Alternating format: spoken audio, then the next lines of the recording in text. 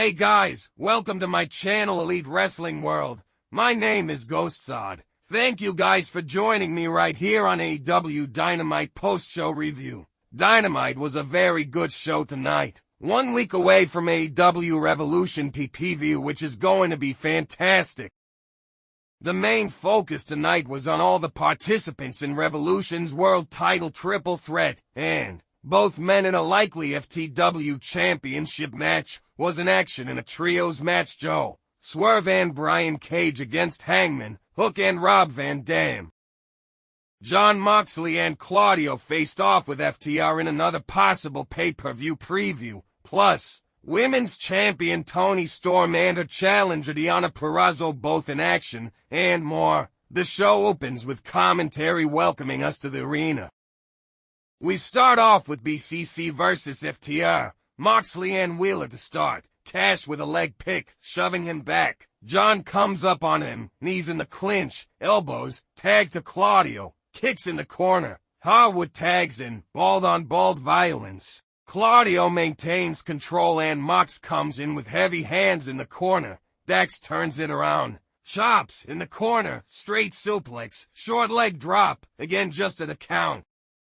Back from commercial, Claudio with a sleeper to keep Harwood from a tag. Dax posts him. Wheeler gets the tag. Giant swing from Claudio. Moxley with the dropkick. Cover. Still nitrogen monoxide. 1 minute left. Harwood and Costagnoli dueling sharpshooters, slapping each other. Rising to their feet. Backslide attempt. Roll through. Stump pillar driver, but Mox is legal. Cover. Nope. Back to the bulldog choke. Off the ropes. Up for shatter machine. The match goes to a time limit draw.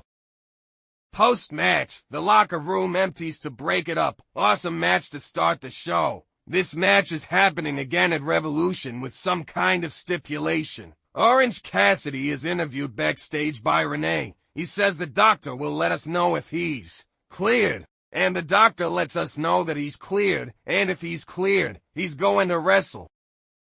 Next up is Mike Bennett versus Orange Cassidy. Cassidy hurting on the floor. Mike draws him up for a right hand. Mike gets on a commentary headset and talks about how Roddy's going to win the title only to turn into a dive from Orange. Back inside, off the ropes. Dive out the perpendicular side, fighting over a pillar driver. Mike gets him up. Gotch pillar driver connects, but Cassidy kicks out. Duck a lariat. Rolling elbow. Rolling elbow. Cassidy goes down. Bennett gets him in place. Reversed into the beach break. IT's over. Orange Cassidy wins with beach break. Post-match, Taven attacks Orange and puts boots to him. Roddy arrives and Taven lifts Cassidy up. Jake Hager makes the save. Hager cleans house with some boots. Strange backup for Orange from Jake Hager. Renee interviews Ric Flair backstage. He's gonna be honest. He doesn't care if anyone likes him or not. And he figured when he signed up he'd be a bigger part of the picture. And he's not upset with Sting. But he feels like he should be right in the middle of everything these last few weeks, and he's going to explore some options. He walks to a door and knocks. And the Young Bucks answer and welcome Flair in. This is gonna be blockbuster if Flair aligned himself with Young Bucks. Tony is in the ring to interview Daniel Garcia. Tony announces that Garcia is going to get his title match against Christian Cage at Revolution. Garcia says a couple months ago he lost his confidence, but he knew that 3 seconds was all he needed. And at the end of the Continental Classic, he got those 3 seconds and his life was changed. He credits the fans for helping him get his confidence back. And to Christian Cage, he says Adam won't ever get another shot at his title and he's not going to give Daniel a title match because he's not ready yet. And further, he knows something most people don't about his childhood, and that's that he had a pretty dark childhood. He asks about Jackie and David and offers a home address and then points out that David is dead. Wouldn't it be a fairy tale ending to win the title in memory of your late great father? But no, his father was a piece of loser alcoholic who lost his life to the bottle, and unlike him, Christian wants to see him reach his full potential. At Revolution he doesn't want to be his opponent, he wants to be his father. Nick Wayne attacks and Garcia puts him in the Dragon Slayer with ease. Kill Switch runs in but Daddy Magic makes the save with a steel chair. Next up a squash as Toni puts this young woman through her paces. Running hip attack sets it up. Storm 0, ankle lock. Toni Storm wins by submission. Deonna Purrazzo makes her entrance as Toni Storm makes her exit. A win for Deonna Purrazzo against Madison Rayne. Arm wringer from Rayne. Headlock takeover from Purrazzo. Back from commercial. Rayne with a ripcord ace crusher attempt. Deonna spikes her with a DDT. Deonna Purrazzo wins by submission with an ankle lock. Post-match, Toni Storm runs in. Deonna ducks her and lays her out, but Storm puts break a leg on. Again, this is gonna be another interesting match on Revolution. Darby and Sting cut a promo where Lynch shows the Bucks some old photos of Sting and his sons and points out they're about the same age as the Bucks kids are now. Lots has been going on in his personal life these last few weeks, and just a week ago his father passed away. He was a hero to Sting. He taught him right, and it makes him think a lot about his own mortality.